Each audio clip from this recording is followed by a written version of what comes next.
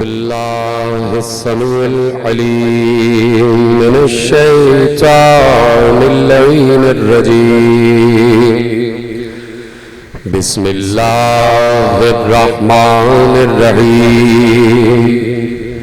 الحمد لله المعروف من غير رؤية والخالق من غير ربية الذي لم يزل قائما دائما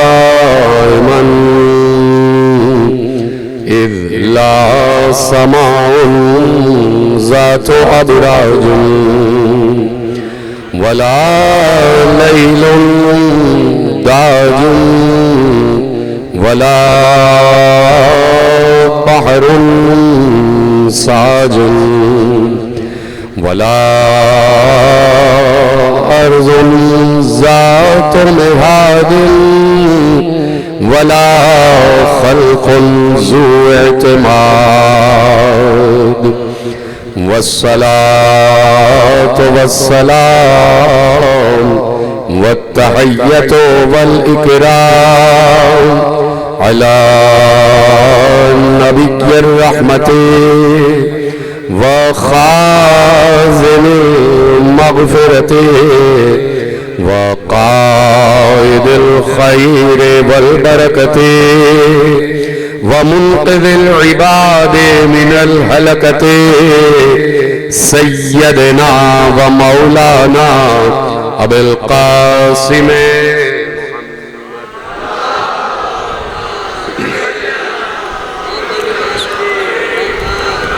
وأهل بيته الطيبين الطاهرين المعصومين المظلومين المنتخبين المنتجبين الذين أذهب الله عنهم الرجس وطهرهم تطهيرا.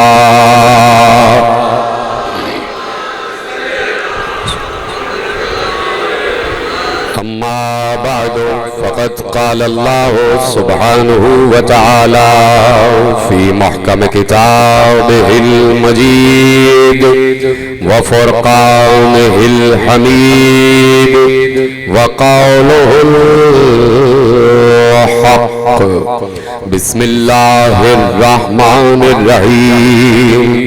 فاقم وجهك للدين حنيفا فطرة الله التي فطر الناس عليها لا تبديل لخلق الله ذلك الدين القيم ولكن أكثر الناس لا يعلمون. صلوات على محمد وعلى محمد.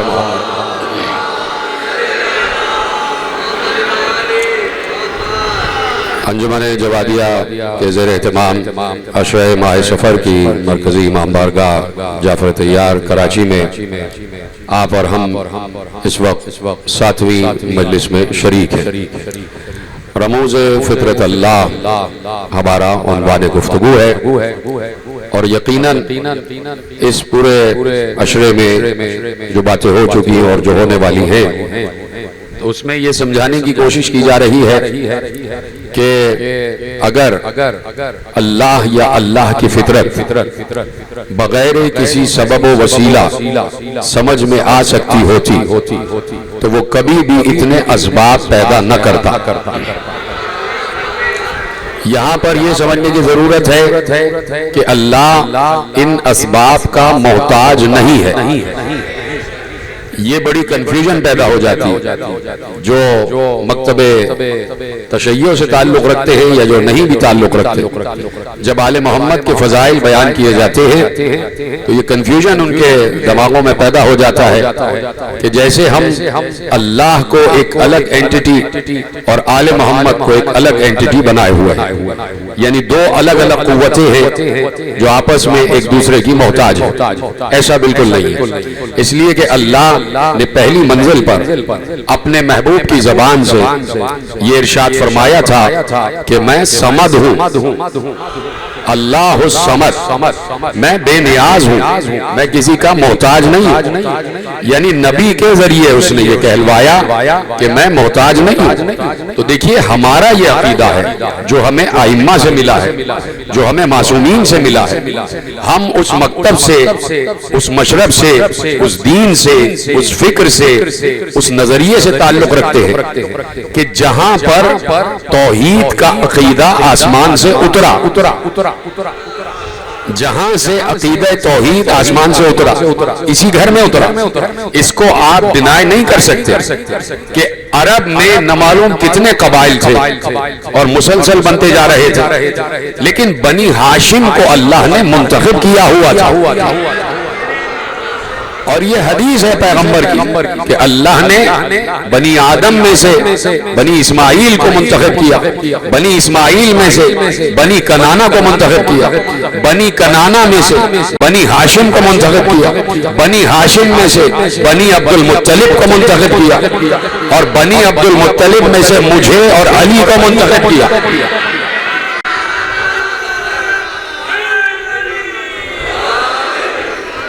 تو عرض کرنے کا مطلب یہ ہے کہ یہ منتخب کیوں کیا جا رہا ہے، یہ کیوں پیغمبر نے کہا کہ منتخب کیا. اور پھر اللہ کہہ رہا ہے کہ ان اللہ اصطفى آدم ونوحا وآل ابراہیم وآل عمران علی العالمین. ہم نے عالمین میں آدم کو مصطفیٰ کیا، ہم نے عالمین میں نوح کو مصطفیٰ کیا، ہم نے عالمین میں آل ابراہیم کو مصطفیٰ کیا، اور ہم نے عالمین میں آل ابراہیم کی وہ شاخ کہ جو آل عمران ہے اسے منتخب کیا. تو اب جہاں جہاں تک لفظ سمجھ میں آ رہا ہے کہ الحمدللہ رب العالمین، تو جہاں جہاں تک عالمین کا رب اللہ ہے وہیں تک عالمین میں مصطفیت محمد و علی کے پاس ہے. یہ کسی تعصب کی بات نہیں ہے، یہ کسی مسلک سے یا کسی دین سے متعلق اور منسوب ہونے کی بات نہیں، یہ حقیقی بات ہے کہ جو قرآن میں بیان کی گئی ہے. اللہ اگر کوئی یہ کہتا ہے کہ آپ خامخواہ آل محمد کی بات کرتے ہیں، آل محمد کا محتاج نہیں ہے، چلیے ٹھیک ہے آپ کی بات مان لیتے ہیں، آل محمد کا محتاج نہیں ہے، تو کیا وہ فرشتوں کا محتاج ہے؟ جیتے رہے سلامت رہے. بھائی آپ سے سوال یہ ہے کہ اللہ کیا فرشتوں کا محتاج ہے؟ اللہ کیا جبرائیل کا محتاج ہے؟ اللہ کیا اسرافیل کا محتاج ہے؟ اللہ کیا میکائیل کا محتاج ہے؟ اللہ کیا اسرائیل کا محتاج ہے؟ یہ چار بڑی فرشتے ہیں جن کا نام لیا جاتا ہے. تو نزول وحی کے لیے کیا اللہ جبرائیل کا محتاج ہے؟ تقسیم ارزاق کے لیے، رزق کی تقسیم کے لیے کیا اللہ اسرافیل کا محتاج ہے کہ اس کے بغیر رزق تقسیم ہی نہیں ہو سکتا؟ کیا سور بھونکنے کے لیے اللہ میکائیل کا محتاج ہے؟ کیا روح قبض کرنے کے لیے اللہ ملک الموت کا محتاج ہے کہ ان کے بغیر روح قبض ہی نہیں ہو سکتی؟ تو ایک مقام پر اللہ کہہ رہا ہے کہ ملک الموت ہے کہ جو جاتا ہے، ہر نبی نے کہا اور ہر نبی کے پاس ملک الموت آیا اور اللہ کی طرف سے آیا اور وہ جاتا ہے اور جا کے روح قبض کرتا ہے. اب کہاں لے کے جاتا ہے، کس مقام پر لے کے جاتا ہے، یہ ایک الگ بحث، لیکن آتا ضرور ہے. تو ملک الموت روح قبض کر رہا ہے کہ نہیں؟ اس سے کسی کو اختلاف نہیں ہے جہاں تک میری بات جا رہی ہے، اور یقیناً سنی جا رہی ہے پورے ورلڈ میں. میرے پاس کمنٹس آتے رہتے ہیں، سوالات آتے رہتے ہیں. میں سب کا شکر گزار ہوں کہ 14 برس سے سب یہ اشرے سن رہے ہیں اور فیصل آباد سے لے کے کراچی تک. تو میں صرف یہ عرض کرنا چاہتا ہوں کہ بھائی وہ ملک الموت کا محتاج نہیں ہے، لیکن ملک الموت آ رہا اور روح قبض کر رہا. تو اب یہ اسرائیل کا کام کیا ہے؟ اسرائیل کا کام ہے قبض روح، اسرائیل کا کام ہے روح قبض کرنا. تو جہاں دین اسلام یہ فکر دے رہا ہے کہ اسرائیل کا کام ہے روح قبض کرنا، وہی اللہ نے سورہ زمر میں کہا کہ اللہ یتوفی الانفس حین موتها، اللہ تمہاری روح قبض کرتا ہے. اس بات کو مجھے سمجھائیں علماء ہمارے جو مسالک سے تعلق رکھتے، ہمارے مکتب کے علماء کا تو یہی عقیدہ ہے جو میں بیان کر رہا ہوں، اس سے ہٹ کے کوئی عقیدہ نہیں، لیکن عالم اسلام کے جو علماء ہیں ان سے میں سوال کر رہا ہوں کہ ایک طرف ملک الموت روح قبض کر رہا ہے اور ایک طرف اللہ کہہ رہا ہے کہ میں تمہارے روحوں کو اپنے قبضے میں لے لیتا ہوں، تمہارے نفس کو اپنے قبضے میں لے لیتا ہوں، تو اب کس کی بات مانے؟ اب کس کی بات مانے؟ دونوں باتیں اللہ کی ہیں، جملہ تو آپ نے محفوظ کیا بھائی، دونوں باتیں اللہ نے کی ہیں، ملک الموت والی بات بھی اور اپنی بات بھی اللہ نے کی ہے، تو اس کو سمجھنے کی ضرورت ہے، اسی لیے ہم نے موضوع قرار دیا ہے کہ یہی باتیں سمجھنا ایسا ہے کہ جیسے آپ نے فطرت خدا کے راز کو سمجھ لیا، اسی کو رموز فطرت اللہ کہتے ہیں کہ اللہ کی فطرت کے رموز ہیں، اور ان رموز پر بات کرنا یقیناً ہر ایک ذی نفس پر واجب ہے۔ یہی میں نے آپ کے سامنے 3 دن پہلے کی تقریر میں عرض کیا کہ عالم وقت نے لکھا، علامہ ہلی نے لکھا کہ علماء کا اجماع اس بات پر ہے کہ اللہ کی معرفت حاصل کرنا سب پر واجب ہے۔ یہ بات ممبر سے کیوں نہیں بیان کی جاتی؟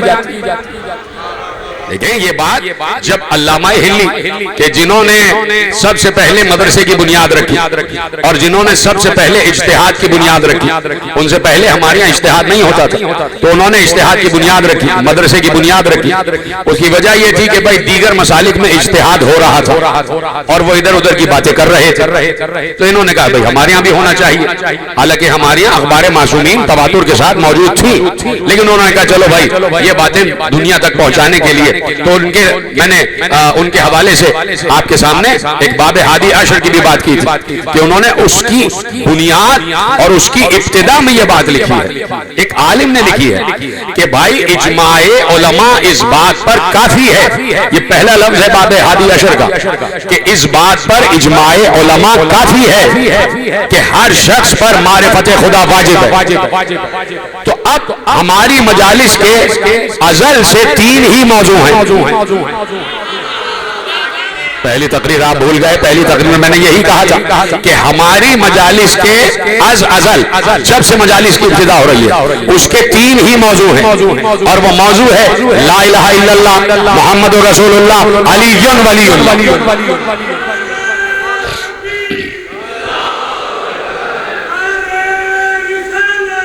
یا رسول اللہ،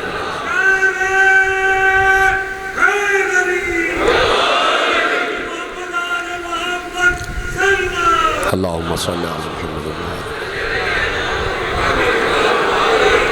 سنی جاتی ہے ساری یہ باتیں سنی جا رہی ہیں اور پڑھے لکھے لوگ بھی سن رہے ہیں اور وہ ابھی بھی سن لیں کہ بھائی ہماری مجالس کا موضوع ہی فطرت اللہ ہے، اس لیے کہ معصوم نے ارشاد فرمایا کہ اللہ کی فطرت ہے لا الہ الا اللہ محمد رسول اللہ اور علی ولی اللہ، یہ فطرت خدا ہے، اسی فطرت پر اللہ نے انسانوں کو خلق کیا۔ تو میں نے عرض کر دیا کہ بھائی لا الہ الا اللہ تو سمجھ میں آ گیا کہ جہاں میں نے لفظ آہ پر بات کی، جو لوگ موجود تھے اور جو ہیں موجود خدا ان کو سلامت رکھے اور ان کو شاد و آباد ان کی عمروں میں اضافہ ہو جائے کہ بھائی پہلی منزل پر یہ جو لا الہ الا اللہ ہے یعنی یاد خدا، یعنی ذکر خدا، یعنی تم چاہو یا نہ چاہو تم اللہ سے مربوط رہو گے، اس لیے اس نے تمہیں بیماریوں میں مبتلا کیا، اس لیے بیماریوں میں مبتلا کیا کہ تم کبھی نہ کبھی کسی نہ کسی منزل پر جب کراہو گے اور کراہ کر آہ کہو گے تو تمہیں پتہ ہی نہیں کہ تمہاری زبان ہمارا نام لے رہی ہے، تمہاری عقل نہیں سمجھ رہی، تمہاری زبان۔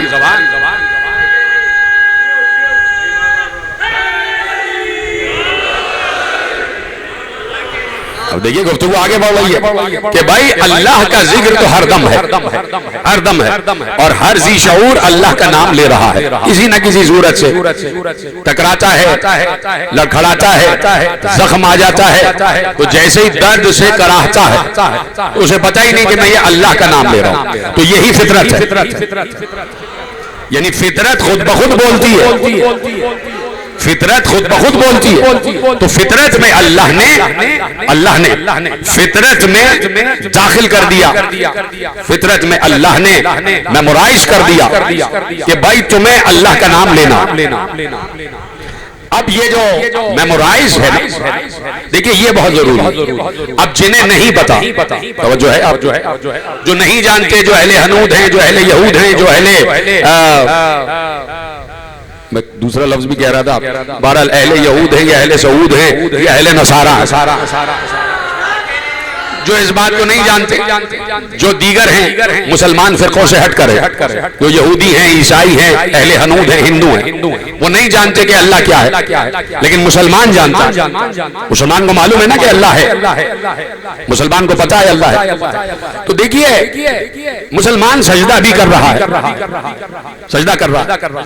تو یہ سجدے میں جو جبین زمین پر جا رہی ہے, یہ زمین سے جتنی متصل رہے اتنا ہی اسے اپنی حقارت کا احساس ہوگا. اب ایک جملہ کہوں میں آپ کو, دیکھیے ایک چیز ہوتی ہے مینول اور ایک چیز ہوتی ہے آٹو. کچھ چیزیں آٹو پہ لگی ہوتی ہیں اور کچھ چیزیں ہوتی ہیں مینولی, ان کو کنٹرول کیا جا رہا ہوتا ہے. جیسے جہاز اڑ رہے ہیں تو بعض اوقات پائلٹ جو ہے آٹو پہ لگا دے اور وہ جہاز اپنا نیویگیشن دیکھ کے چل رہا ہے اپنے راستے پہ, آٹو پہ چل رہا ہے. یعنی اب جہاز میں کوئی چیز فیڈ ہو گئی ہے وہ اسے لے کے چل رہی ہے. اب یہ جو بیٹھا ہوا ہے پائلٹ, یہ کبھی دیکھے گا کبھی نہیں دیکھے گا, کبھی کوئی مسئلہ ہو جائے تو وہ اس کی طرف آ جائے گا, دیکھ لے گا, لیکن ایک چیز آٹو پہ چل رہی ہے. تو ایسے ہی مسلمان بھی عبادت میں آٹو پہ چل رہا ہے.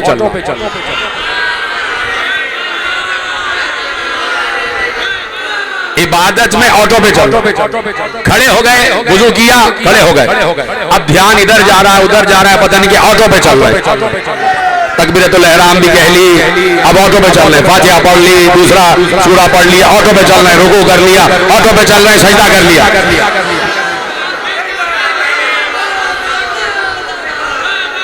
یہ بتاؤ پہچان کر بھی ہو رہا ہے یا نہیں؟ پہچان کر بھی ہو رہا ہے یا نہیں؟ میری اپنے ایک دوست سے کئی دن پہلے گفتگو ہو رہی تھی, تو جب کمپیوٹر پہ بات ہوتی ہے تو یہی بات انہوں نے کہی کہ بھائی جب آپ کوئی جو یو ایس بی ہوتا ہے تو جب آپ اس کو لگاتے ہیں کمپیوٹر میں تو بھائی وہ اگر مثلا 1 GB کا ہے تو اس نے جا کے سارا کھول دیا اپنا ڈیٹا, اس میں یہ بھی ہے, یہ بھی ہے, یہ بھی ہے, اور اب اس میں مزید میموری کی گنجائش نہیں ہے, اس میں سے کوئی چیز مائنس کرو تو ایک اور چیز آئی تھی, کوئی چیز آپ ڈیلیٹ کر دیں تو پھر اس میں نئی میموری پیدا ہو جائے گی, ہے کہ نہیں؟ تو آپ کی بھی جو اپنی میموری ہے اس میموری میں اللہ کتنا ہے.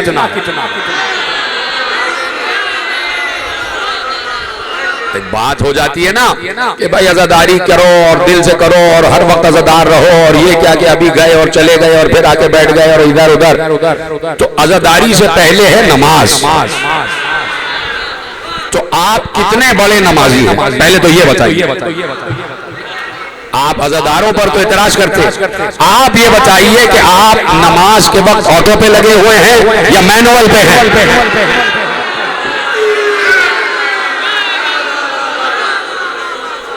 عزادار تو جب زنجیر مارتا ہے تو آٹو پہ نہیں ہوتا, اسے معلوم ہے کہ خون نکلے گا.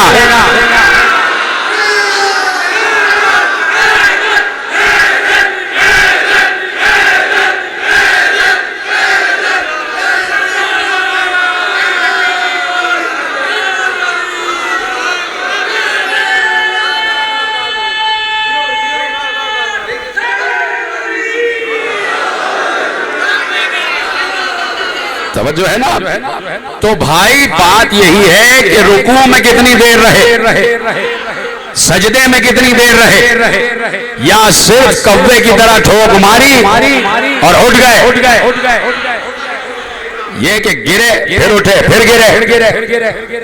تو بھائی پہلی بات تو یہ ہے کہ آپ کا سر بھی بنا ہے خاک سے, تو آپ نے کیا قالین پہ سجدہ, آپ کا خاک سے واسطہ ہی نہیں پڑ رہا جب تک قالین ہٹے گا نہیں. تو جو کچھ بھی آپ کے سر میں ہے جو بھی سودا سمایا ہوا ہے اس کو اس خاک تک پہنچنا چاہیے. یعنی اگر 3 مرتبہ، میں نے کہا نا کہ 3 مرتبہ زیادہ سے زیادہ 7 مرتبہ کی اجازت ہے، اس سے زیادہ کی اجازت نہیں کہ سبحان ربی الاعلی و بحمدہ پڑھیں آپ. تو اب اگر 3 مرتبہ ہی پڑھا جا رہا تو سبحان کا مطلب معلوم، ربی کا مطلب معلوم، اعلیٰ کا مطلب معلوم ہے، وبحمدہ کا مطلب معلوم، یا بغیر مطلب کے بس کیے جا رہے ہیں سجدہ؟ کتنا اپنے معبود کو جان رہے ہو، اللہ کو کتنا پہچانتے ہیں؟ کہہ تو دیا جب آل محمد کی بات آ جاتی ہے کہ غلو غلو غلو ہٹا لو علی کو، اللہ کو کتنا خالق جانتے ہو، اللہ کو کیسا رازق جانتے ہو، کتنا اسے پہچانتے ہو، کتنا اس کے قریب ہو، کتنا اس کے قریب ہو. اس نے یہ نہیں کہا ہے کہ نماز پڑھو، اس نے قرات صلاۃ نہیں کہا، اس نے قیام صلاۃ کہا ہے. نماز قائم کرو، اور قائم کا مطلب یہ نہیں ہے کہ ایک مرتبہ پڑھی اور قائم پھر آگے ظہرین میں کہا نہیں، ہر وقت نماز کی کیفیت میں رہو، ہر وقت نماز کی کیفیت میں رہو. بار بار میں جملہ کہہ چکا کہ بھائی قیام صلاۃ کا مطلب یہ ہے کہ ہر وقت نماز کی کیفیت میں رہو. کون ہے جو ہر وقت نماز کی کیفیت میں رہتا ہے؟ اقیم الصلاۃ کا مطلب ہے قائم رہو نماز پر. یہ مولوی نے آپ کو بتا دیا، بس آ جانا ہمارے پیچھے پڑھ لینا اور کے بعد گھر چلے جانا. تو بھائی یہ والا دین نہیں ہے. دین یہ ہے کہ ہر ایک ذی نفس پر واجب ہے کہ اللہ اکبر کا مطلب کیا ہے، الحمدللہ کا مطلب کیا ہے، وہ ہمارا معبود ہے تو کیسا ہے. ارے الہ کا مطلب نہیں معلوم، الہ کا مطلب آپ کو نہیں بتایا گیا. الہ کا مطلب معبود تو ہے، الہ یعنی جس کی عبادت کی جاتی، لیکن الہ کے جو حقیقی معنی ہے، جو لغوی معنی ہے، وہ یہ ہے کہ کائنات میں اگر کوئی بھی ایسا ہے کہ جس سے محبت کی جائے تو وہ صرف اللہ ہے. ہائے ہائے ہائے،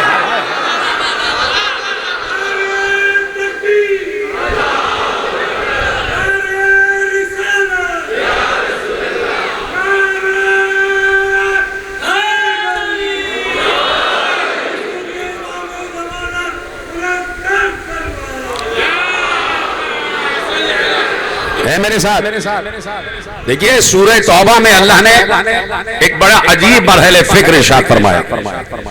اور جب یہ نصارہ نجران کی بات آئی، جب یہ عیسائیوں کی بات آئی، تو انہوں نے کہا کہ بھائی اللہ نے کہا کہ یہ لوگ جو ہیں، لفظ استعمال کیا اللہ نے، احبارہم و رہبانیون، انہوں نے راہبوں کو اور علماء کو اپنا معبود بنا.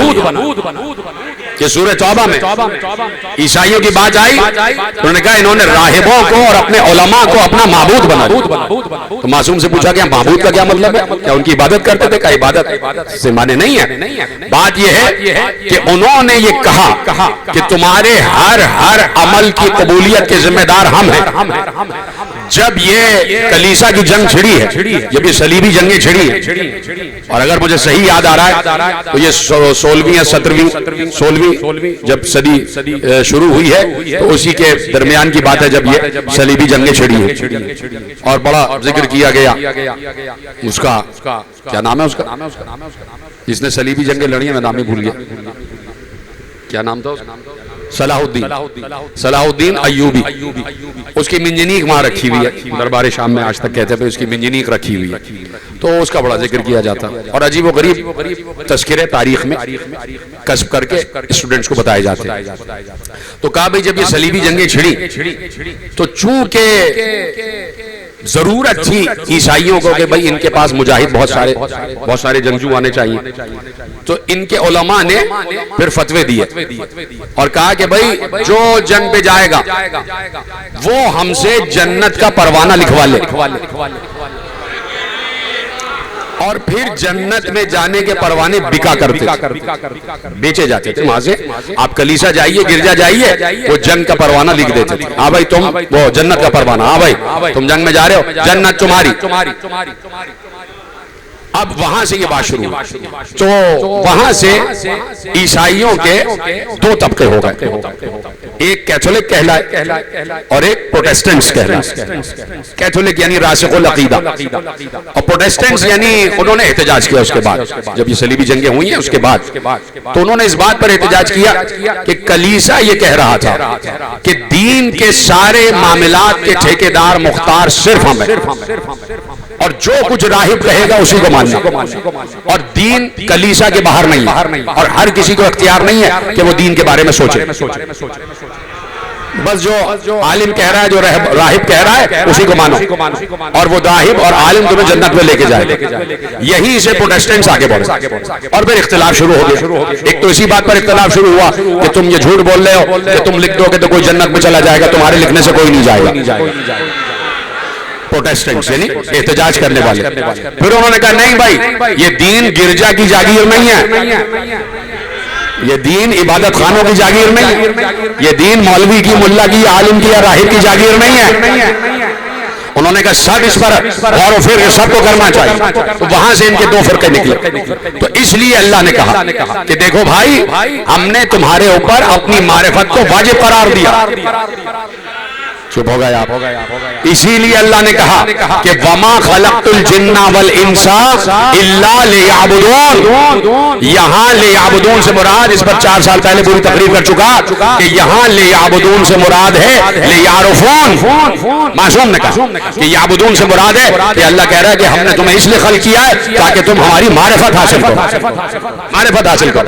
تو اب آپ سمجھے کہ جہاں سے بات چل رہی ہے عرفان کی، معرفت ضروری ہے، اس لیے کہ امیر المومنین نے کہا تھا کہ اول الدین معرفت، دین کی ابتدا یہ ہے کہ اللہ کو پہچانا جائے، اللہ کو پہچانا جائے۔ تو اب اگر پہچانے ہو تو تصور بھی کرو گے کہ میں کسی کے سامنے کھڑا ہوں،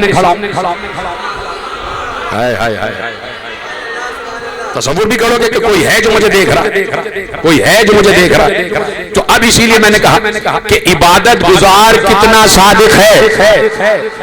ادھر ادھر چلے گئے آپ، میرے ساتھ رہیں تاکہ میں آپ تک باتیں پہنچا سکوں کہ بھائی جو عبادت کر رہا ہے وہ کتنا بڑا عارف ہے، اس نے اللہ کو کتنا پہچانا۔ وہ رکوع میں ہے تو کیا سمجھ رہا ہے کہ رکوع کیوں ہے؟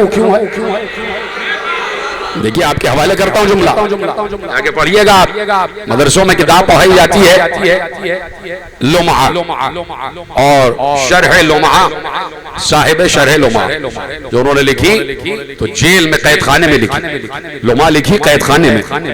تو اور وہ تقریباً لکھا یہ ہے کہ چونکہ روشنائی بھی نہیں تھی اور روشنی بھی صبح کے وقت ہوتی تھی، تو بعض اوقات وہ اپنے جسم کا کوئی حصہ کاٹتے تھے اور خون سے لکھا کرتے۔ تو وہ کتاب ہے بڑی مختصر جو 20 یا 25 دن میں قید خانے میں لکھی گئی، اس لیے کہ ان کی پھانسی کا آرڈر آ گیا تھا، ان کے قتل کا فتویٰ آ گیا تھا، لیکن اس کی شرح جو لکھی گئی وہ 20 جلدوں میں لکھی گئی، اللمعۃ الدمشقیہ۔ تو اس شرح لمعہ میں ایک بات لکھی ہوئی ہے، اجازت ہے؟ ایسے خاموش ہو جاتے ہیں آپ، مجھے خوشی ہوتی ہے کہ آپ کی توجہ ہے میری طرف۔ دیکھیں پہلی بات تو یہ ہے کہ جب عبادت کی بات آئی ہے، سب میرے ساتھ سننے کے لیے تیار ہیں؟ جب عبادت کی بات آئی تو لکھا معصوم کے قول کی روشنی میں انہوں نے لکھا، تو انہوں نے لکھا کہ بھائی نماز میں جو آپ نماز پڑھتے ہیں اس میں صرف اتنا حصہ قبول ہو رہا ہوتا ہے جتنے حصے میں آپ اللہ کی طرف رجوع ہیں۔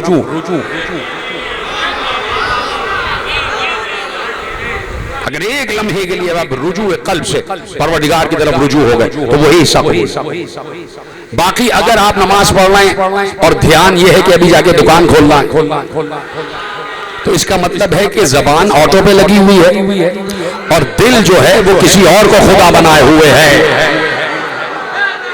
دل کسی اور کو خدا بنائے ہوئے، یعنی اس وقت آپ کے دھیان میں دکان ہے، یعنی آپ کے دھیان میں آپ کا معاش ہے، آپ کے دھیان میں آپ کا بزنس ہے، آپ کے دھیان میں آپ کی اولاد ہے، یعنی یہ تو طے ہو گیا، یہ تو طے ہے کہ نماز کے دوران تمہارے دھیان میں تمہاری اولاد تک کا خیال نہ آئے، تو نماز کا وہ حصہ قبول ہی نہیں ہوگا. لیکن میں کیا کروں کہ پیغمبر نے کہا اگر میری اولاد کا دھیان آ جائے تو وہ نماز قبول ہے.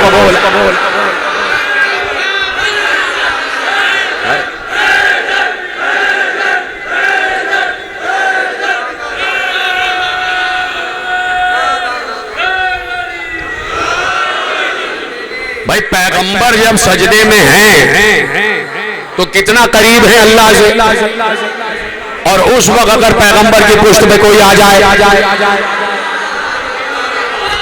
تو کہیں یہ نہیں ملتا کہ پیغمبر نے حسین کو اتارنے کے بعد دوبارہ نماز پڑھی ہو.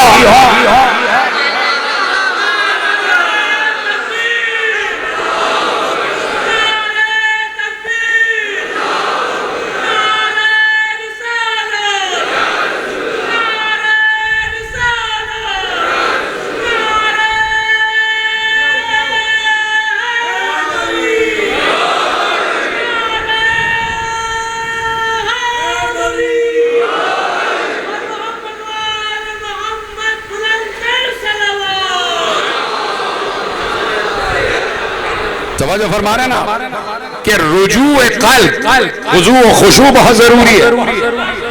اب جب وہ کیفیت بیان کرتے ہیں کہ بھئی یہ قیام کیوں ہے, کہ قیام کے وقت تمہارے ذہن میں یہ خیال رہے کہ جب وہ مجھے پکارے گا تو میں اس کی راہ میں قیام کرنے کے لیے تیار ہوں.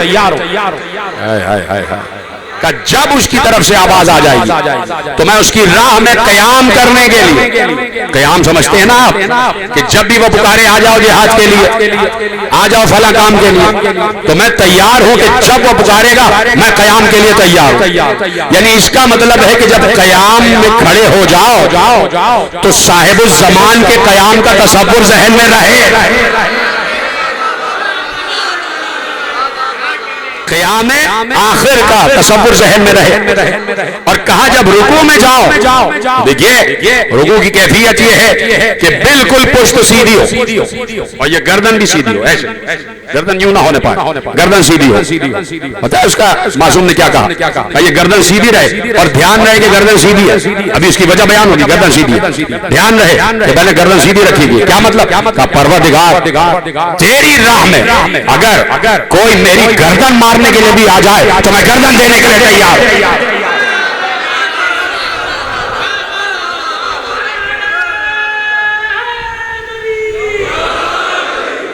توجہ فرمائی آپ کہ یہ اتنا آسان نہیں ہے جسے معرفت کہتے ہیں. تو اس لیے ایک طریقہ ہے کہ یقیناً رجوع الی القلب بہت مشکل ہے. یہ بات طے ہے کہ بڑا مشکل ہے, لیکن کوشش کرنے میں کوئی حرج نہیں, کوشش کرنے میں کوئی حرج نہیں.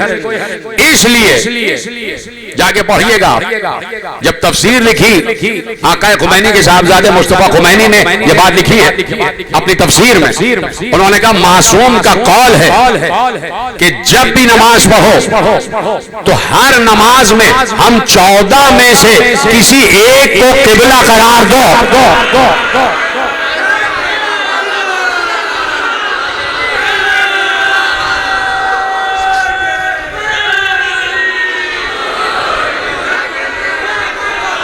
کسی ایک کو قبلہ قرار دو.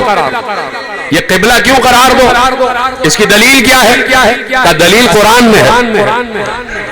کہا کہ آدم کو سجدہ نہیں کروایا گیا, آدم کو قبلہ بنایا گیا. قبلہ بنایا, سجدہ کروایا گیا کسی وجہ سے. یعنی اگر تصور نہیں آ رہا تو دیکھیے میں نے کسی منزل پر ایک بات کہی, ایک نماز میں اور آپ پڑھ رہے ہیں پیش نماز کے پیچھے. اب ہمیں نہیں پتا پیش نماز کے ذہن میں کیا خیال ہے. ہو سکتا ہے محلے میں اس سے کسی کی لڑائی ہوئی اور وہ ذہن میں سوچ رہا ہو کہ میں ابھی نمازیوں کو اس کے خلاف بھڑکاؤں گا. ہو سکتا ہے اس کی نگاہ میں خدا ہو, یہ بھی ہو سکتا ہے کہ وہ خضوع و خشوع سے نماز پڑھ لو. تو آپ ذہن میں نہیں لا سکتے کہ اس کے ذہن میں اس وقت کیا ہے, اور آپ جو پڑھ رہے ہیں تو آپ کا دھیان بھی ادھر جا رہا. وہی جو میں نے کہا کہ آٹو پہ لگے ہوئے. دیکھیے یہ میں نے بالکل بڑی obvious بات کی ہے کہ آٹو پہ لگے ہوئے, کہ بھائی سورہ فاتحہ یاد ہے, ذہن میں ہے, یاد ہے, میمورائز ہوا, پڑھے جا رہے بھولتے ہی نہیں. بھولتے ہی نہیں. اگر کبھی کیجئے گا تجربہ کہ کبھی آپ سمجھ کے بیٹھے پڑھنا شروع کریں الحمدللہ رب العالمین، ایک دم بھول جائیں گے. جب آٹو پہ ہوتے نہیں بھولتے.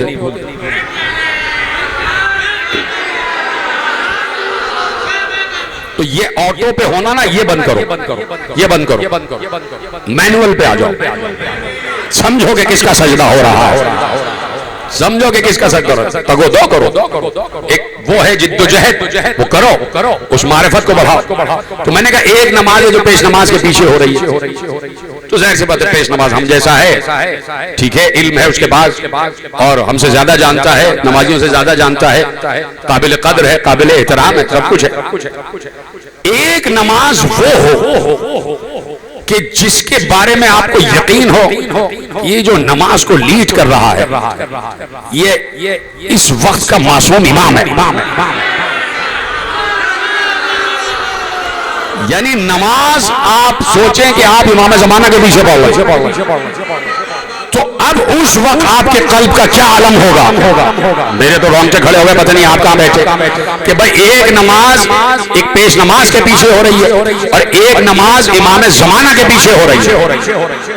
تو دل تھر تھرا رہا ہوگا کہ اس کے پیچھے نماز پڑھ رہا ہوں کہ جس کی زبان اللہ کی زبان ہے، جس کی آنکھ اللہ کی آنکھ، جو اس وقت اللہ کی بارگاہ میں ہے.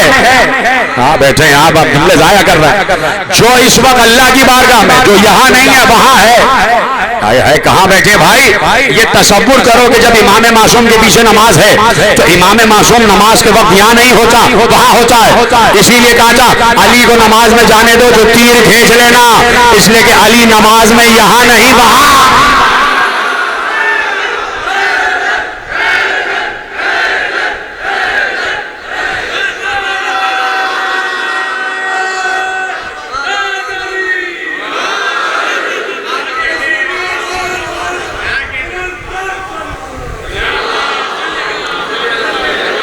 جیتے رہے آپ، سلامت رہے.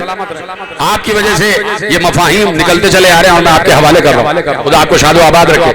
تو دیکھیے میں نے جہاں سے بات شروع کی کہ اللہ نے نظام بنایا، یہ نظام خدا ہے. بار بار اس لیے عرض کرتا ہوں، یہ نہیں کہ میں ریپیٹ کر رہا ہوں، میں بار بار اس لیے عرض کرتا ہوں تاکہ بات راسخ ہو جائے کہ یہ نظام خدا ہے. وہ اللہ جو کن کہہ کے ہر چیز بنا دیتا، وہ کہہ رہا ہے کہ جب تک زمین میں چھوٹا سا بیج نہیں بو گے درخت نہیں بنے گا. وہ جو کن کہہ کے ہر کام کر رہا تو وہ کن کہہ کے پوری کائنات بنا دیتا.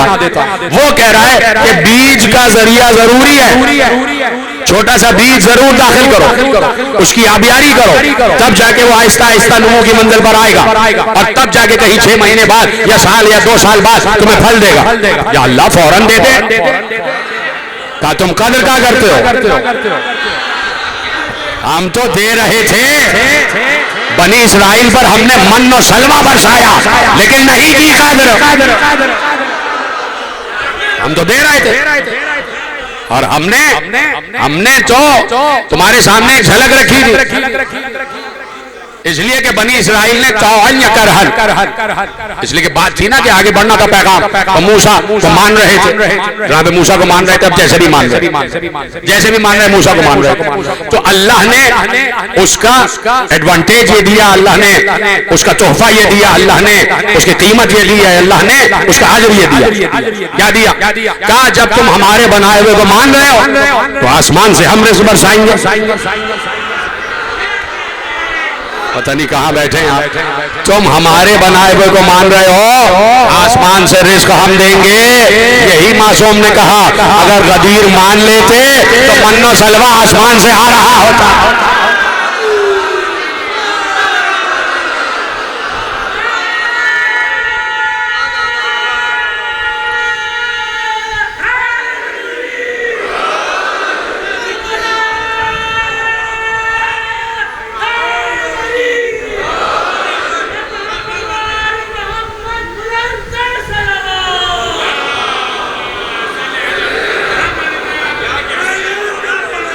توجہ ہے.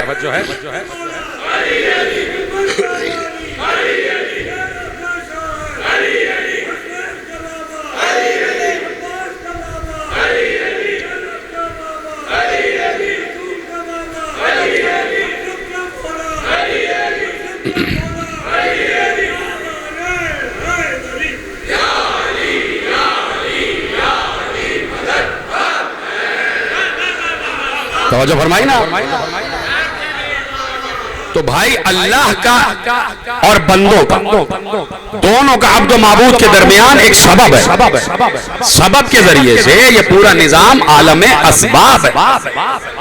میں بار بار کہتا ہوں کہ یہ پورا نظام کائنات عالم اسباب ہے. ہر چیز سبب سے ہے. ہر چیز ایک دوسرے سے جڑی ہوئی ہے. ہر چیز ایک دوسرے سے جڑی ہوئی ہے. اور اسی جوڑ دینے والے کو ولی کہا جاتا ہے. اور وہ کوئی الگ سے نہیں آ گیا, وہ بھی اللہ ہی نے بنایا. وہ جو ولایت ایک رکھی ہے وہ بھی اللہ ہی نے رکھی. کوئی علی الگ سے نہیں آ گئے, علی کو بھی اللہ ہی نے ولی بنایا. تو اس لیے اس سبب کائنات کو ماننا بہت ضروری ہے. اور یہ سبب اللہ نے پہلے بنایا. پتہ نہیں کیسے بات پہنچے گی آپ تک. یہ جو سبب ہے بین العبد والمعبود, یہ جو ذریعہ ہے, یہ جو واسطہ ہے فیض الہی کا, یہ اللہ نے سب سے پہلے بنایا. جو مخلوق ہے مادے والی وہ بعد میں بنی, لیکن اللہ نے سبب پہلے بنایا. اور یہی میرا موضوع رہا ہے کہ بھائی اللہ نے سبب پہلے بنایا. آدم بنائے بعد میں, آدم بنے بعد میں, فرشتے بنے بعد میں, لیکن جو عبد و معبود کے درمیان سبب ہے وہ اللہ نے پہلے بنایا. پڑھ دوں آیت اگر آپ کی اجازت ہو. ارشاد ہوا لقد خلقناکم, ہم نے تمہیں خلق کیا. سنیے گا قرآن کی آیت آپ کے حوالے کر رہا ہوں. ہم نے تمہیں خلق کیا, خلقناکم, تمہیں پیدا کیا, خلق کیا. ثم صورناکم, پھر ہم نے تمہیں سجایا, سنوارا, تمہاری صورتیں بنائی. لفظ کیا ہے؟ خلقناکم, خلقناکا نہیں, صورناکا نہیں, یعنی تجھے نہیں, کسی ایک کی بات نہیں ہو رہی. صیغہ ہے جمع کا. ہم نے تمہیں خلق کیا, خلقناکم, ہم نے تمہیں پیدا کیا, خلق کیا. ثم صورناکم, پھر ہم نے تمہاری صورتیں بنائی. اجازت ہے پڑھوں آگے آئے. ذہین بیٹھے ماشاءاللہ اور مجھے بتائیے گا کہ جو میرا مافی الضمیر ہے وہ آپ تک پہنچا یا نہیں. میرا مافی الضمیر نہیں ہے, قرآن کی آیت کا مافی الضمیر ہے. خلقناکم, ہم نے تمہیں خلق کیا. ثم صورناکم, پھر ہم نے تمہاری شکلیں بنائی. ثم اللہ اللہ, پھر ہم نے ملائکہ سے کہا اسجدوا لآدم, پھر ہم نے ملائکہ سے کہا کہ آدم کو سجدہ کرو. ثم قال للملائکۃ اسجدوا لآدم فسجدوا الا ابلیس, کہا کہ ہم نے تمہیں پہلے خلق کیا, پھر ہم نے تمہاری صورتیں بنائی, پھر ہم نے ملائکہ سے کہا کہ آدم کو سجدہ کرو. لم یکن من الساجدین, وہ سجدہ کرنے والوں میں سے نہیں تھا. سورہ اعراف. میں نے اس لیے لفظ استعمال کیا کہ ایک واحد کا صیغہ نہیں ہے کہ ہم نے تجھے خلق کیا, تیری صورت بنائی, پھر ہم نے ملائکہ سے کہا کہ آدم کو سجدہ کرو. ہم نے تمہیں خلق کیا, ہم نے تمہاری صورتیں بنائی, پھر ہم نے ملائکہ سے کہا کہ آدم کو سجدہ کرو. آدم کو سجدہ کرو, سوائے ابلیس کے سب نے سجدہ کیا. تو صیغہ ہے جمع کا, یعنی کسی ایک سے بات نہیں ہو رہی. اگر صیغہ واحد کا ہوتا تو کوئی کہہ سکتا ہے کہ آدم سے خطاب ہو رہا ہے, کہ اے آدم ہم نے تجھے بنایا, تیری صورت بنائی, اور پھر ملائکہ سے کہا کہ سجدہ کرو.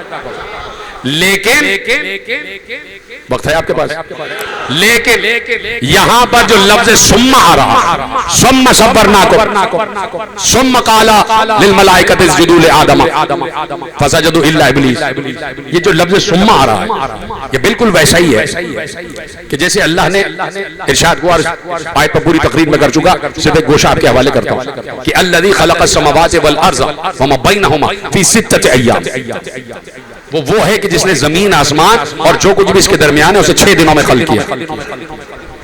معصوم سے پوچھا کہ 6 دن, پھر اسرائیلیات آ گئی, پھر اسرائیلیات لے لو, دین اسرائیلیات سے سمجھ لو, قرآن اسرائیلیات سے, توریت لکھنے والوں نے لکھا، جو ہمارے یہ یہودی اور عیسائی علماء انہوں نے لکھا کہ بھائی اللہ نے 6 دن میں زمین آسمان کو خلق کیا، 6 دن میں زمین آسمان کو خلق کیا، کہ وہ کون سے دن ہے؟ کہا کہ بھئی جمعہ، ہفتہ، اتوار، پیر، منگل، بدھ، جمعرات، جمعہ، ہفتہ، اتوار، پیر، منگل، بدھ، جمعرات۔ انہوں نے کہا نہیں یہ نہیں ہے۔ کون سے؟ کہا بھئی اتوار، پیر، منگل، بدھ، جمعرات، جمعہ، یہ 6 دن ہے۔ اتوار، پیر، منگل، بدھ، جمعرات، جمعہ، یہ 6 دن ہے۔ یہودی نے کہا یہ 6 دن ہے۔ عیسائیوں نے کہا نہیں، وہ کون سے دن ہے؟ کہا بھئی وہ ہیں پیر، منگل، بدھ، جمعرات، جمعہ، ہفتہ۔ اب یہودیوں کے سن لیجئے، انہوں نے کہا بھائی بات یہ ہے کہ اتوار، پیر، منگل، بدھ، جمعرات، جمعہ، یہ 6 دن میں اللہ نے دنیا بنائی۔ انہوں نے کہا 7واں دن؟ کہا 7ویں دن تھک گیا تھا، آرام کر رہا تھا۔ کہا تھک گیا تھا، آرام کر رہا تھا۔ اس لیے یہودیوں کیا جو ہے وہ ہفتے کا دن ہے عبادت کا، اور عیسائیوں کیا جو اتوار کا دن ہے، اور ہمارے یہاں جمعے کا دن ہے کہ نہیں؟ تو اب معصوم سے پوچھا گیا تو معصوم نے کہا تم کیا کہتے ہو؟ کہا بھائی وہ یہ کہتے ہیں کہ 6 دن لگ گئے اس کو زمین آسمان خلق کیا، اس نے ہفتے کے 6 دن، ہفتے کے 6 دن، اور 7ویں دن آرام کیا اس نے، اور آج تک آرام کر رہا۔ معصوم نے کہا ایسا نہیں ہے، وہ کفر بکتے۔ کہا یہ 6 دن سے مراد 6 ادوار ہیں، 6 ادوار میں اللہ نے اس پوری کائنات کو خلق کیا۔ یہ 6 دور ہے، 6 ادوار ہے، یک بارگی نہیں۔ اللہ نے پہلے، اور پورا خطبہ پڑھ چکا میں، جو امیر المومنین کا پہلا خطبہ جا کے آپ نہج البلاغہ میں پڑھ لیجئے گا، جو زمین و آسمان کی خلقت پر ہے کہ کس طریقے سے زمین و آسمان خلق ہوئے۔ تو اسی طریقے سے جب بات آئی 6 دنوں کی، تو یہ 6 ادوار ہے، یک بارگی دوسرا دن نہیں ہے۔ ایک دن کے بعد نہ معلوم کتنا عرصہ گزرا ہے، نوری برس، پھر اس کے بعد دوسرا دور آیا، پھر اس کے بعد سینکڑوں ہزاروں نوری برس گزرے، پھر تیسرا دور آیا، پھر ہزاروں نوری برس گزرے، پھر چوتھا، اور پھر 5واں، اور پھر 6واں، اور پھر اس طریقے سے دنیا بنی ہے 6 مختلف ادوار میں، جن میں بیچ میں سینکڑوں ہزاروں نوری برس کا فاصلہ۔ اسی طریقے سے جب بات آئی خلقناکم، ہم نے تمہیں خلق کیا، ثم صورناکم، تو یہ خلق کرنے کے فوراً بعد نہیں ہو رہا، یہ خلق کرنے کے فوراً بعد نہیں ہو رہا، اس میں بھی عرصہ ہے، اس میں بھی عرصہ ہے، بہت عرصہ لگ گیا۔ اور پھر کہا، پھر اللہ نے کہا کہ ہم نے ملائکہ سے کہا کہ آدم کو سجدہ کرو، پھر ثم آیا، یعنی خلق کرنا، صورتیں بنانا، اور پھر آدم کا سجدہ، اس میں کئی ہزاروں برس کا فاصلہ ہے، ہزاروں برس کا فاصلہ، یعنی کوئی ہے جو آدم سے پہلے خلق ہوئے، یہ تیرا سلامت رہے، کوئی ہیں جو آدم سے پہلے خلق ہوئے، اور خلق ہونے کے بعد عرصہ گزرا، پھر اللہ نے ان کو صورتیں دی، اور پھر عرصہ گزرا، پھر اللہ نے کہا وَإِذْ قَالَ رَبُّكَ لِلْمَلَائِكَةِ إِنِّي جَاعِلٌ فِي الْأَرْضِ خَلِيفَةً، پھر اللہ نے کہا کہ جب تمہارے رب نے ملائکہ سے کہا کہ میں زمین پر خلیفہ بنانے جا رہا ہوں، قَالُوا أَتَجْعَلُ فِيهَا مَن يُفْسِدُ فِيهَا وَيَسْفِكُ الدِّمَاءَ وَنَحْنُ نُسَبِّحُ لَكَ وَنُقَدِّسُ لَكَ۔ اللہ نے کہا قَالَ إِنِّي أَعْلَمُ مَا لَا تَعْلَمُونَ، کہا جب ہم نے، ہے تیار ہیں سب، ہم نے ملائکہ سے کہا کہ ہم زمین پر خلیفہ بنانے جا رہے ہیں، تو ملائکہ نے کہا کہ تو اسے بنا رہا ہے کہ جو زمین پر فساد کرے گا، جو زمین پر خون بہائے گا، اور ہم تو تیری حمد بھی کرتے ہیں، ہم تو تیری تقدیس بھی بیان کرتے ہیں۔ اللہ نے کہا جو میں جانتا ہوں وہ تم نہیں جانتے، نحنو نسبح بحمدک ونقدس لک، تاکہ ہم تیری حمد کرتے ہیں اور تیری تقدیس بیان کرتے ہیں۔ اللہ نے کہا انی اعلم ما لا تعلمون، جو میں جانتا ہوں وہ تم نہیں جانتے۔ وَعَلَّمَ آدَمَ الْأَسْمَاءَ كُلَّهَا، دیکھیے میں اپنے بات کی دلیل دینے جا رہا ہوں کہ کوئی ہیں جو آدم سے پہلے خلق ہوئے، یاد ہے نا؟ وَعَلَّمَ آدَمَ الْأَسْمَاءَ كُلَّهَا، ہم نے آدم کو سارے کے سارے اسم کی تعلیم دی۔ ثم قال للملائکہ انبئونی باسماء ہؤلاء ان کنتم صادقین، پھر ہم نے ملائکہ سے کہا کہ ذرا تم ان کے نام تو بتاؤ، اگر تم اپنے وعدے میں سچے ہو، اپنے قول میں سچے ہو۔ تم ان کے نام تو بتاؤ اگر تم اپنے قول میں سچے ہو. پھر اللہ کہتا ہے قال یا آدم انبئهم باسمائهم فلما انبأهم باسمائهم. ہم نے آدم سے کہا جب فرشتوں سے کہا کہ بھئی تم بتاؤ اگر تم اپنے دعوے میں سچے ہو, تو فرشتوں نے کہا کہ سبحانک لا علم لنا الا ما علمتنا. پروردگار جتنا تو نے ہمیں بتایا ہے ہم اس سے زیادہ نہیں جانتے, بس جتنا تو نے ہمیں علم دیا اس سے زیادہ ہمیں علم نہیں ہے. اب اللہ نے کہا یا آدم انبئهم باسمائهم فلما انبأهم باسمائهم. ہم نے آدم سے کہا آدم تم بتاؤ, آدم ان کے نام تم بتاؤ. آدم نے ان سب کے نام بتا دیے. اب اللہ کہتا ہے قالا, پھر ہم نے کہا الم اقل لکم, کیا ہم نے تم سے نہیں کہا تھا انی عالم غیب السماوات والارض, کہ ہم ہی جانتے ہیں آسمان اور زمین کا غیب کیا ہے. تو سمجھ گئے ان کو میرا سلام. کہ جیسے ہی آدم نے ان کے نام بتائے تو ہم نے کہا فرشتوں سے کیا ہم نے تم سے نہیں کہا تھا کہ ہم غیب جانتے ہیں, آسمان اور زمین کا غیب ہم جانتے ہیں. یعنی معاملہ طے ہو گیا کہ ان اسماء سے غیب کا کوئی گہرا واسطہ ہے.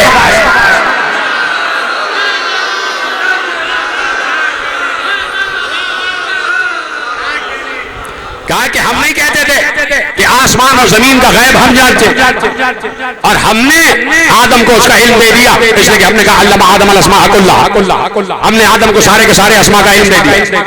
اور فرشتے وہ نام نہ بتا سکے اور آدم نے نام بتا دیے. تو ہم نے کہا فرشتوں ہم نے تم سے کہا تھا کہ ہم جانتے ہیں کہ زمین و آسمان کا غیب کیا ہے. زمین و آسمان کا غیب کیا ہے. وَعَلَمَ بِمَا تُبْدُونَ وَكُنْتُمْ بِهِ تَكْتُمُونَ, اور جو تم ظاہر کرتے ہو جو تم چھپاتے ہو اس سب کا علم ہمارے پاس ہے, سب جانتے ہیں. تو اب یہاں پہ ایک سوال پیدا ہوا, لوگوں نے کہا کہ بھئی یہ کون سا انصاف ہوا کہ آدم کے لیے کہہ دیا کہ علم آدم الاسماء کلھا, آدم کو تو بتا دیا تھا, فرشتوں کو نہیں بتایا, فرشتوں کو معلوم نہیں, تو فرشتے نہ بتا سکے. اگر فرشتوں کو بھی بتا دیتا تو پھر یہ سوال ویلڈ ہوتا. جب فرشتوں کو بتایا ہی نہیں, علم آدم الاسماء کلھا کہہ دیا, ہم نے آدم کو سارے کے سارے اسموں کا علم دے دیا, اور فرشتوں کو نہیں دیا تو فرشتے نہیں بتا سکے. فرشتوں کا کیا قصور ہے. اب پھر اسرائیلیات کا اعتراض یہ والا تھا, یہ اعتراض بھی اسرائیلیات کا, لیکن خدا کی قسم اگر معصوم نہ ہو تو عصمت انبیاء کب کی عصمت انبیاء مختلف ہو چکی ہوتی اور اس میں اختلاف ہو چکا. عصمت انبیاء کا بھرم رکھا ہے معصومین کا, سنا ایسا نہیں تھا.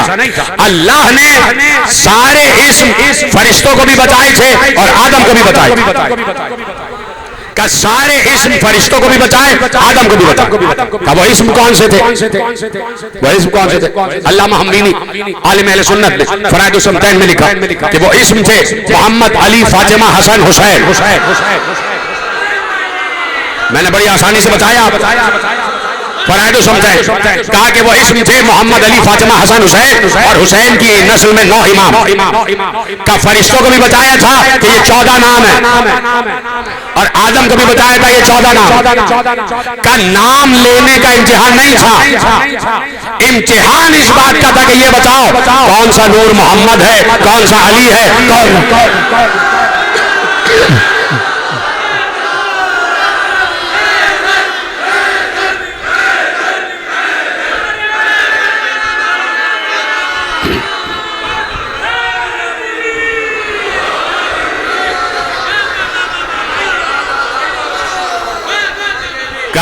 امتحان تھا معرفت کا,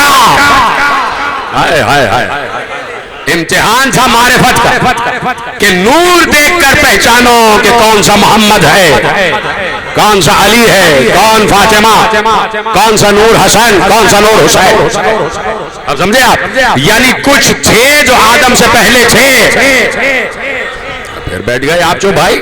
یہی تو اللہ نے کہا ثم صورنا خلقناکم ثم صورناکم.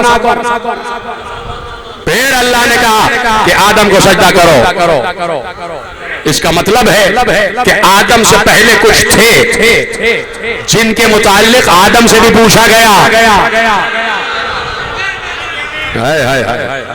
اب میں دلیل لے رہا ہوں، اس لیے کہ کوئی بھی تفسیر قول معصوم کے بغیر کامل نہیں ہے. ہمارے یہاں تفسیر بالرائے حرام ہے. تو جائیے پڑھیے اصول کافی میں لکھا ہوا ہے کہ جہاں معصوم سے اسی بات کے بارے میں پوچھا گیا کہ لقد خلقناکم ثم صورناکم، ہم نے تمہیں خلق کیا، تمہیں صورتیں بنائی، تمہیں پیدا کیا، تمہیں وجود بخشا، اور پھر ہم نے آدم کو سجدے کا حکم دیا. کہا کہ اس کی تفسیر کیا؟ معصوم نے کہا ان اللہ خلقنا، اللہ نے سب سے پہلے ہمیں بنایا. ثم خلق آدم، پھر اللہ نے آدم کو بنایا. فَأَوْدَعَنَا إِلَى صُلْبِهِ، فَأَوْدَعَنَا صُلْبِهِ، پھر اللہ نے ہمیں آدم کے صلب میں رکھا. ابھی سما کامل نہیں ہوا ہے، ابھی سما کامل نہیں ہوا ہے. فَأَوْدَعَنَا صُلْبِهِ، پھر اللہ نے ہمیں آدم کے صلب میں رکھا. ثُمَّ أَمَرَ الْمَلَائِكَةَ بِالسُّجُودِ، پھر اللہ نے ملائکہ سے کہا اب سجدہ کرو.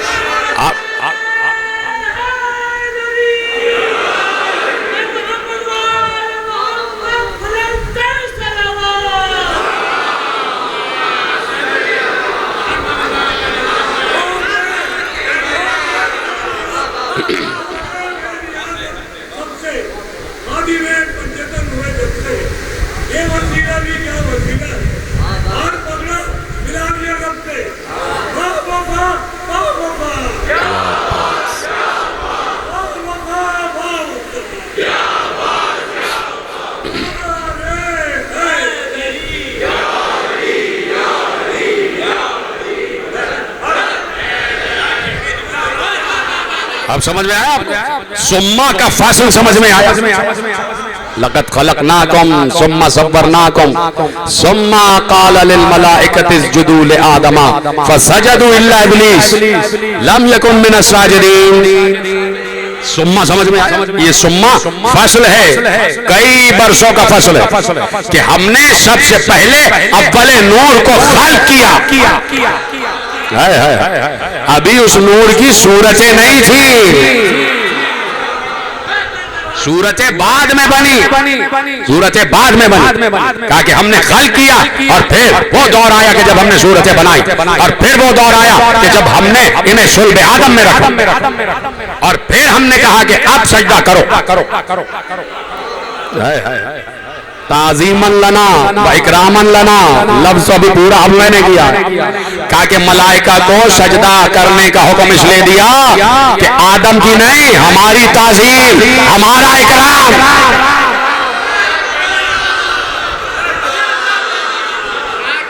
تعظیماً لنا.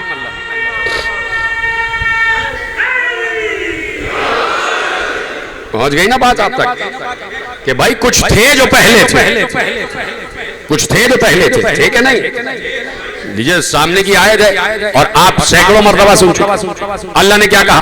کیسے سجدے سے انکار کیا؟ اس نے سورہ 7 میں ارشاد فرمایا یا ابلیس، یا ابلیس، یا کہے جا جس کو یا اللہ کہا جاتا ہے وہ کہہ رہا ہے یا ابلیس. اس کا مطلب ہے ابلیس زندہ ہے.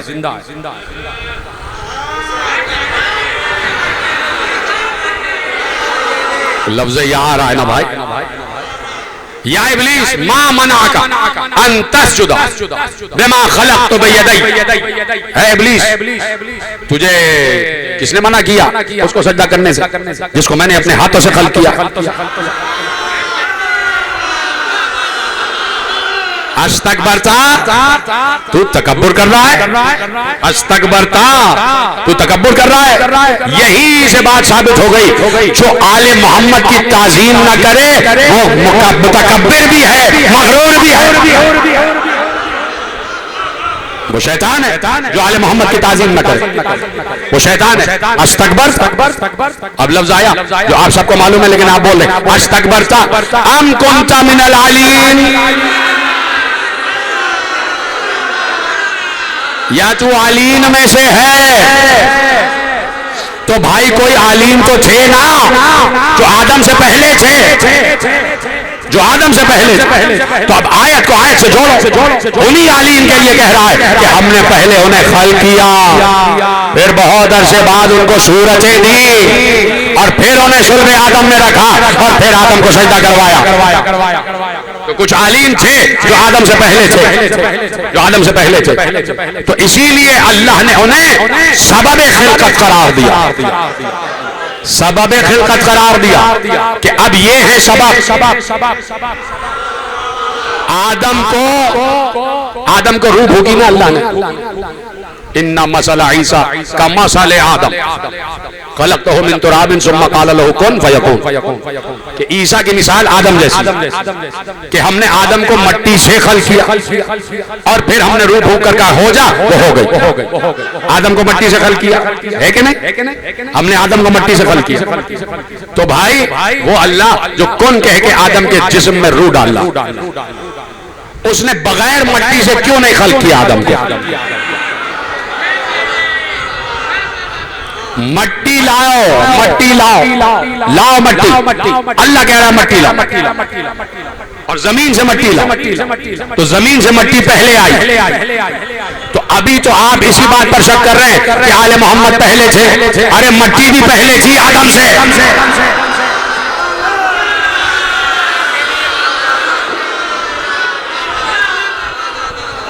مٹی بھی آدم سے پہلے تھی. مٹی تو پروردگار تو کیا محتاج ہے مٹی کا؟ کیا تو مٹی کا محتاج ہے؟ کہا نہیں، محتاج نہیں ہے. ہم نے سبب قرار دیا. یہ مٹی وسیلہ بنے گی تخلیق آدم کا. تو مٹی آدم سے پہلے ہے لیکن عالین سے پہلے نہیں ہے. ہائے ہائے ہائے ہائے، عالین سے پہلے نہیں. عالین ہے اول مخلوق، عالین ہے اول مخلوق، بہت اعلیٰ، بہت بلند. عالین ہے اول مخلوق، جو کچھ ہے اس کے بعد ہے. تو مٹی بھی بہت بعد ہے. تو مٹی بنی سبب خلقت آدم. آدم خلق ہو رہے ہیں تو مٹی سبب ہے. اب میں علماء عالم اسلام سے پوچھنا چاہتا ہوں، یہ اول مخلوق جو خلق ہوئی ہے اس کا سبب کیا تھا؟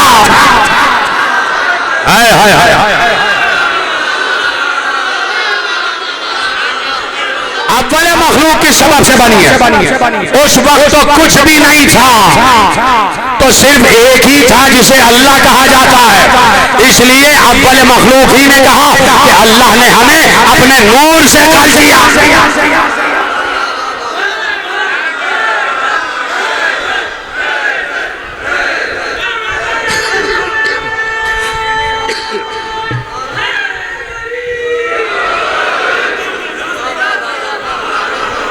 تو سبب خلقت اول مخلوق ہے نور خدا. نور خدا بن، اس لیے کہ مصطفیٰ نے خود کہہ دیا کہ اللہ نے ہمیں اپنے نور ذات سے خلق کیا. کہیں لکھا ہے نور عظمت سے، کہیں لکھا ہے نور جلال سے، لیکن صاحب اشتیاق والے میں نے سنت میں لکھا ہے کہ پیغمبر نے کہا تھا کہ اللہ نے مجھے اپنے نور سے خلق کیا. تو اس کی انہوں نے توجیہ پیش کی. انہوں نے کہا اس پر غور کرو کہ پیغمبر نے جو حدیث کہی ہے کہ اللہ نے مجھے اپنے نور سے خلق کیا، اصحاب کو مخاطب کر کے کہ اللہ نے مجھے تمہارے نبی کو اپنے نور سے خلق کیا. تو انہوں نے عالم اہل سنت نے کہا کہ پیغمبر نے یہ نہیں کہا تھا کہ اللہ نے مجھے اپنے نور جمال سے یا نور جلال سے خلق کیا. پیغمبر نے یہ نہیں کہا کہ اللہ نے مجھے اپنے کسی صفت نور سے خلق کیا.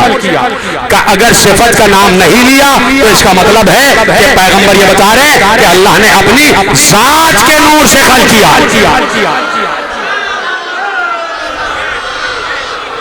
نور ذات سے خلق کیا، تو سبب خلقت نور اول ہے نور خدا، وہ نور جو سمجھ میں نہیں آ سکتا، جو دکھائی نہیں دیتا۔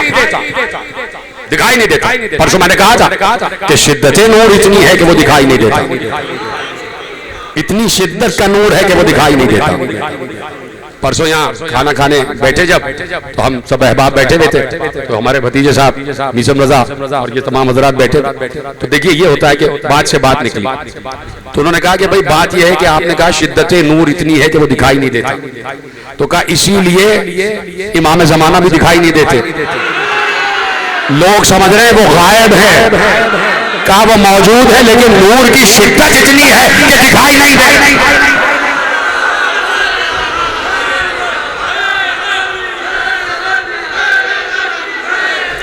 توجہ فرما رہے ہیں؟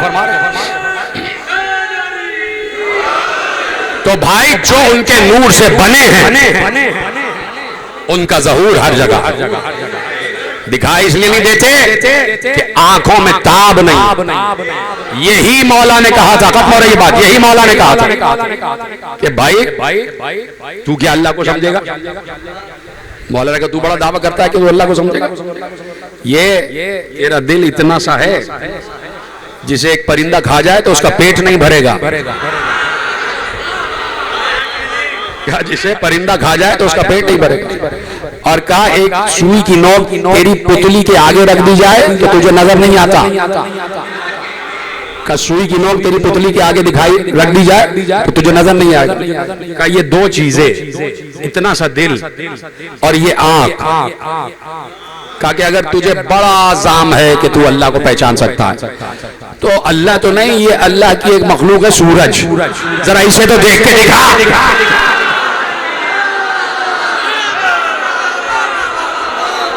مولا نے کہا اللہ تو نہیں، یہ اللہ کی ایک مخلوق ہے سورج، اسے دیکھ کے دکھا۔ کہا اتنی چیزوں سے، دو چیزوں سے تو عالم علوی، ہیکل علوی اور مرکز سفلی کو کیسے پہچان سکتا؟ اسے کیسے پہچانے گا جو تیرا بھی خالق ہے؟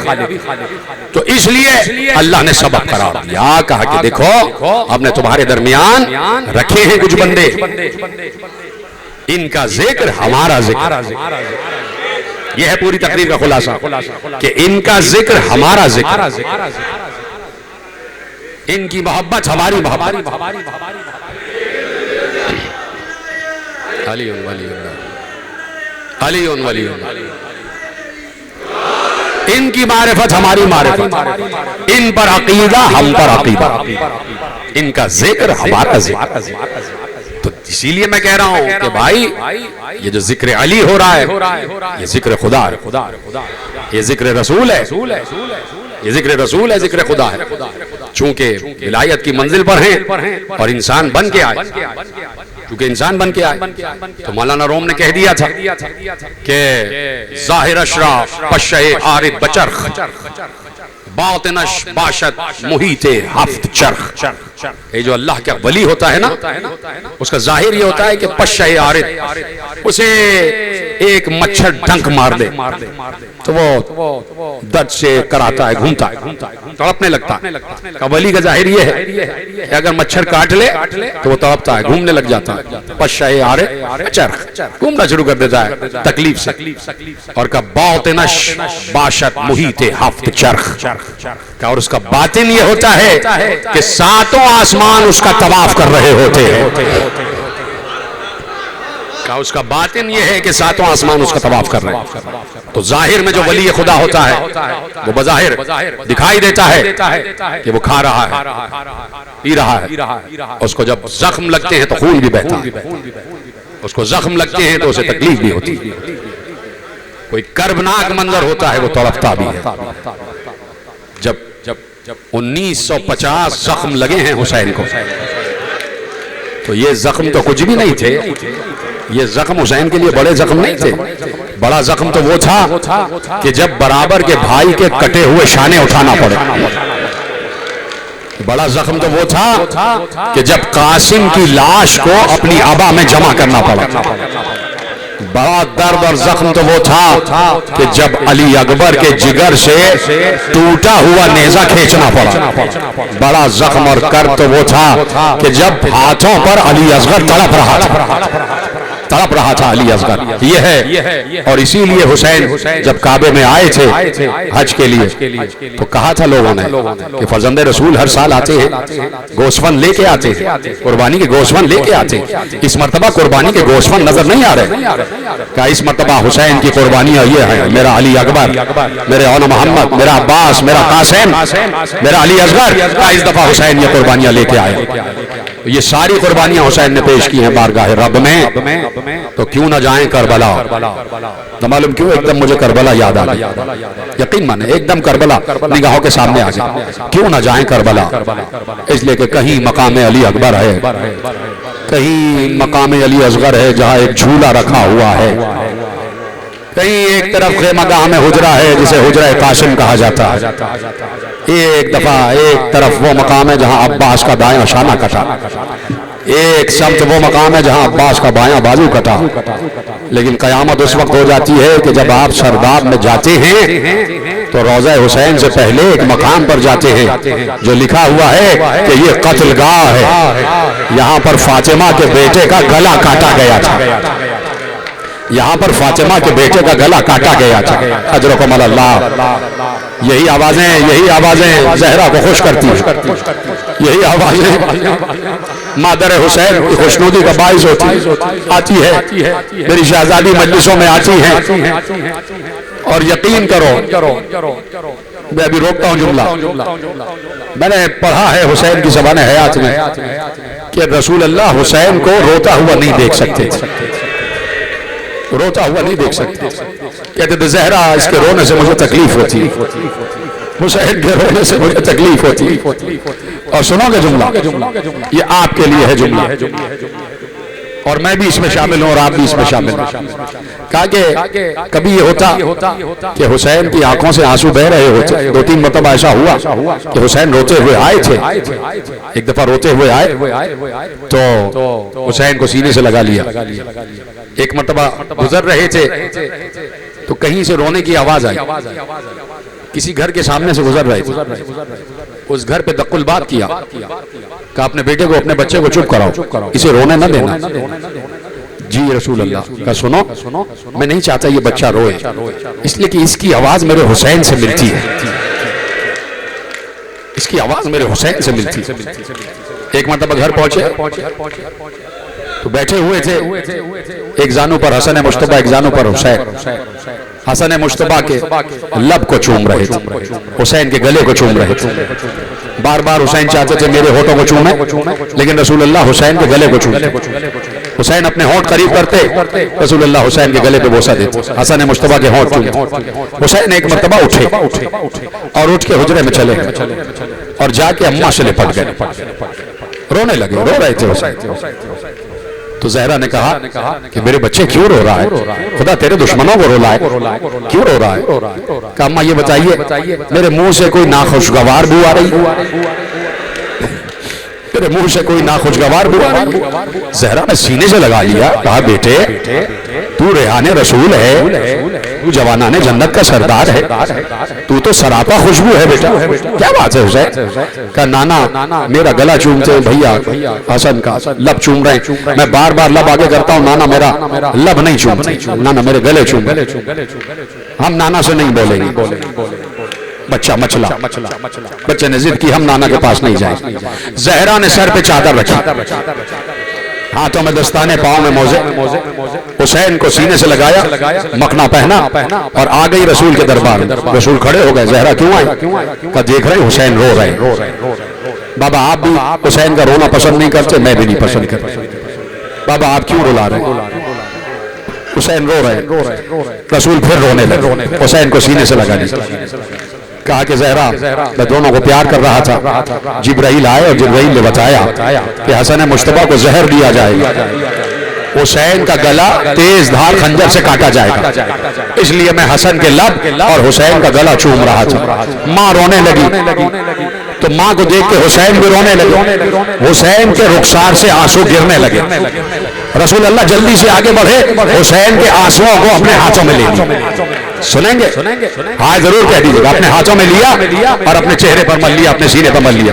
کہ زہرا کبھی حسین کے آنسو زمین پر گرنے نہ دینا، اس لیے کہ اگر حسین کے آنسو زمین پر گر گئے تو زمین سے غلہ نہیں ہوگے گا، زمین کھیتی نہیں اگائے گی. اب سمجھے اب سمجھے کہ کتنی کریم ہے زہرا کہ آ جاتی ہے مجلسوں میں اور دیکھتی ہے کون ہے رو رہا، تو رونے والے کے آنسوؤں کو زمین پہ نہیں گرنے دیتی، اپنے رومال میں لے لیتی کہ خدا ان بہتے ہوئے آنسوؤں پر رحم کر، خدا میرے بچوں کے عزاداروں پر رحم کر. یہ ہے آپ کا مرتبہ، یہ ہے رونے والوں کا مرتبہ. ختم ہو گئی گفتگو میرے عزیزوں. حسین کے جاتے ہو نا قتل گاہ میں، سرخ رنگ ہے اندر، تاکہ تاثر آ جائے کہ یہاں سرخ رنگ کا خون بہا تھا، سرخ رنگ کا خون بہا تھا. تم نے گریہ کر لیا ہے، یقین مانے کہ آپ نے زہرا کو خوش کر دیا. صرف ایک جملہ ہے جو مجھے کہنے کی اجازت دینا، یہ ہے قتل گاہ جو بالکل روضہ حسین سے متصل ہے. میں نے اس کی اصل میں بھی زیارت کی ہے کہ جب دور تھا کہ جب یہاں زری نہیں لگی تھی تو اس پتھر کی بھی زیارت کی، خدا نے شرف بخشا. تو یہ ہے قتل گاہ. اور پھر یہاں سے ایک سیدھا دروازہ نکلتا ہے باب السدرہ، وہ ہے شاہراہ سدرہ. شاہراہ سدرہ سے سیدھے جاتے ہو تو مقام امام زمانہ ہے. مقام امام زمانہ جو شاہراہ سدرہ کے بالکل آخر میں ہے، مقام امام زمانہ سے قتل گاہ تک کا راستہ تقریباً 1.5 کلومیٹر ہے. مقام امام زمانہ سے قتل گاہ تک جہاں حسین کا گلا کاٹا گیا 1.5 کلومیٹر ہے. اب صرف ہائے کہہ کے جملہ سن لینا. یہ مقام امام زمانہ جو ہے نا، یہ اس لیے بنایا میرے مولا امام زمانہ نے کہ یہاں پر حسین گھوڑے سے گرے. یہاں پر حسین جب ارجعی کی آواز آئی تو 4000 تیر حسین کے جسم میں لگے. حسین کا پورا جسم لہو لہار تھا اور اس مقام پر گھوڑے سے گرے.